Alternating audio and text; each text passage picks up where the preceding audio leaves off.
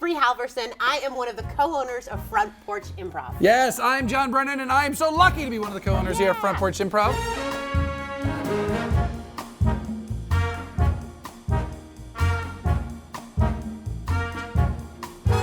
I have lived in Savannah for 10 years. I think we've been working together for 5. Yeah, Does that sounds right. That sounds right. How long have you been here? here? January 2015. Met Bree about a year after that. Okay. And then we started doing shows April 2016. And we both have a lot of comedy experience separately. John was trained in New York and Chicago. That's right. I got trained in New York, but at a different theater. Yeah. And so we didn't know each other. And my husband and myself and John and his wife, we started Front Porch Improv kind of organically, and it just snowballed into this. Look, I have a confession to make, Deputy. Sorry. I am the perp. Improv is sometimes misunderstood, Yes. woefully. It is really just connecting with someone. Yes. And having a conversation and reacting in real time.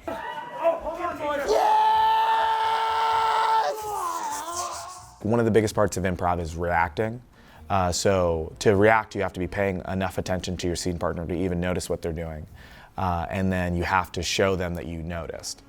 So even in conversation, like it's great to like practice reacting to what people are saying. I cannot go back to jail. Oh my God, that's right. You were in jail for stealing cats. There is humor to it, don't get me wrong, and we can kind of teach some of those skills, but the basic skills are active listening, saying yes to your partner, adding information, that's where the yes and part comes in, and really people improvise all day long. That's right. It's just not called improv. I used to describe improv like holding onto a butterfly. You have to hold it tight enough that you like have it, but if you hold it too tight, you'll crush it. And I realized now you just kind of have to let go. That is not Mother! She's already been killed! Oh my God! Take the mask off! Yes! We have 18 regular performers that we rotate out. We have 45 regular students that we would call part of our company. And then we actually have a Rolodex of over 100 former students and company members and friends that participate that we see monthly here at our theater. Yeah. So we are very grateful because what improv is all about and what Front Porch is all about is relationships. When you get the chance to like connect with a group of people, it feels like magic, you know. There's this improv form called the Herald, and when it's going really well, people like to say that Herald is in the room. So when the audience is fully on board and the performers are fully on board, something special is happening. Answer it. Honey, answer it lovingly. I can't.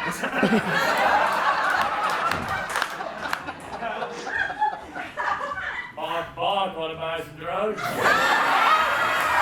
Improv is an experience. We're saying we're going to create a show on the spot with your guys' participation, and we actually even try and prove that in real time as far as with them as like using what their suggestions are as inspiration right there on the spot. I was wondering if anyone has any kind of like a trinket that they value. Oh! Yes! Yes!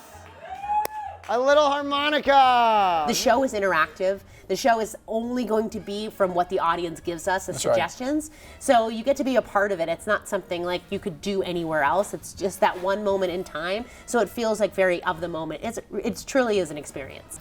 So what is some movie genres like Western, sci-fi, or? Fantasy! Fantasy! Left! What's another genre?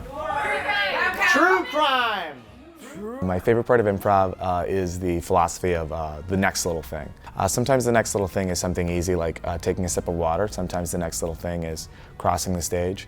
Sometimes the next little thing is starting a fight with your scene partner. And trust that as we do that, we'll get to where we want. The improv theater has allowed me to become friends with many different adults that I know I would have wanted to meet. Now I have time to meet, and we actually meet at a theater and we play pretend. That's awesome.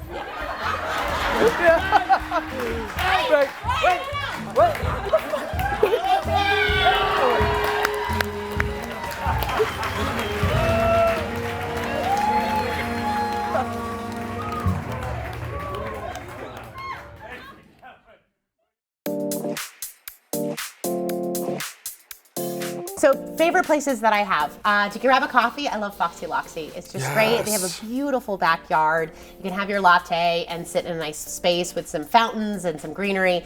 If you want to maybe do a little shopping, I love Custard. They have lovely jewelry. It's all made in the United States. You know, if you pick up a pair of earrings, they can tell you about the artist who created them. It's really great. They also have beautiful clothes and shoes and accessories and things like that.